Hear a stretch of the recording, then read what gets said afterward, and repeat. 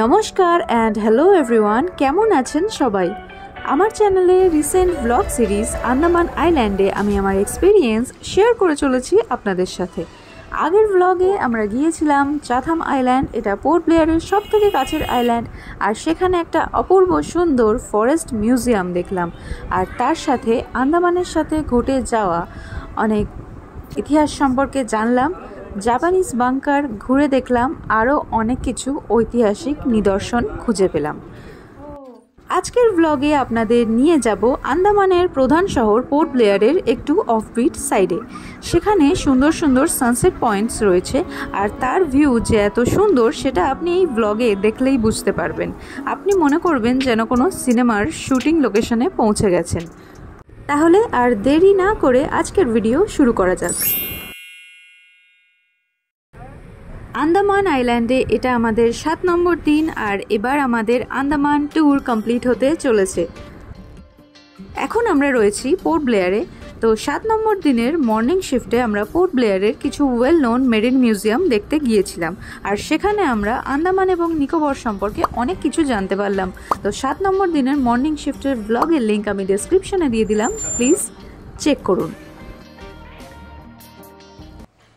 Hello,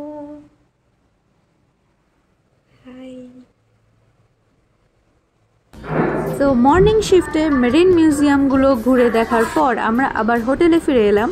তারপর rest নিলাম, fresh হলাম, আবার নতুন ড্রেস পরে রেডি হয়ে গেলাম আফটারনুন শিফটের জন্য। আর এই আফটারনুন শিফটে আমরা গেলাম পোর্ট ব্লেয়ারের একটু অফবিট সাইডে।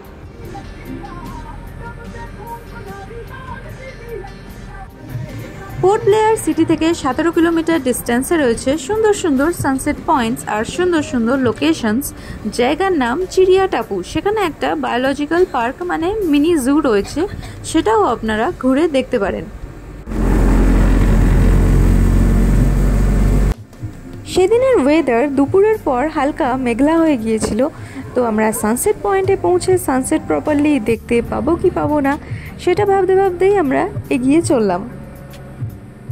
রাস্তাঘাট একদম পারফেক্ট ছিল, আমাদের গাড়ি স্মুথলি এগিয়ে চললো। তারপর যখন সমুদ্র দেখতে পেলাম বুঝতে পারলাম যে আমরা লোকেশনের কাছাকাছি চলে এসেছি। রাস্তার ধারে ধারে ছোটোখাটো পাহাড় রয়েছে, আর তার সাথে রয়েছে জঙ্গল, আর সমুদ্র তো রয়েইছে। মানে আপনি আন্দামানে এলে পাহাড়, সমুদ্র, জঙ্গল এই তিনটের সৌন্দর্য পুরোপুরিভাবে উপভোগ করতে পারবেন। পৌঁছে গেছি মুন্ডা পাহাড় বিচ, এটাও একটা সানসেট পয়েন্ট। তো চলুন যাওয়া যাক।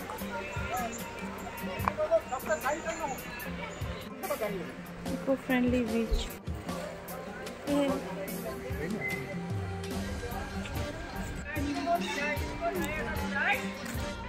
মুন্ডা পাহাড় বিচের এন্ট্রি গেট দিয়ে ঢোকার পর দেখলাম বিশাল বড় বড় গাছের গুঁড়ি কেটে বসার জায়গা তৈরি করা হয়েছে, আর জায়গাটা দেখে মনে হলো একটা সি ফেসিং নেচার পার্ক, যেখানে আপনার সারাদিন বসে থাকতে ইচ্ছা করবে, কারণ সামনে এত সুন্দর ভিউ থাকতে কেন বসে থাকতে ইচ্ছা করবে না। আকাশ মেঘলা থাকার কারণে সানসেট অতটা পরিষ্কারভাবে দেখতে না পেলেও জায়গাটার সৌন্দর্য কিন্তু অনেক গুণ বেড়ে গিয়েছিল, সেটা আপনি এই ব্লগে দেখেই বুঝতে পারবেন। এতটাই সুন্দর লাগছিল দেখতে জায়গাটা, সেটা মনে হচ্ছিল চোখে যতটা সম্ভব ক্যাপচার্ড করে রাখি।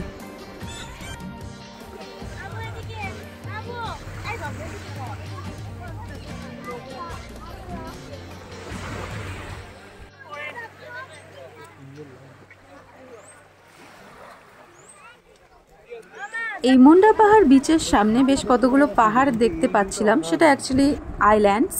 তো সেই সময় সানসেট হচ্ছিল, দেখে মনে হচ্ছিল যেন ওইখানে কোনো ভলক্যানো রয়েছে, বাট অ্যাকচুয়ালি সেটা সানসেটের ভিউ ছিল মুন্ডা পাহাড় বিচ থেকে।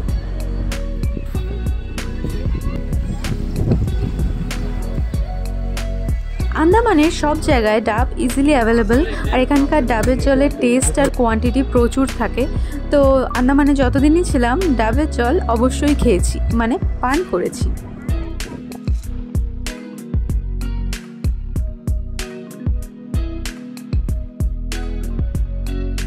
এটা হলো সেকেন্ড সানসেট ভিউ পয়েন্ট। এই জায়গার নাম চিড়িয়া টাপু। এই জায়গা থেকেও ভিউ যথেষ্ট সুন্দর। আমার এই দুটো জায়গায় ফটোগ্রাফির জন্য আর ফটোশ্যুটের জন্য একদম পারফেক্ট লেগেছে।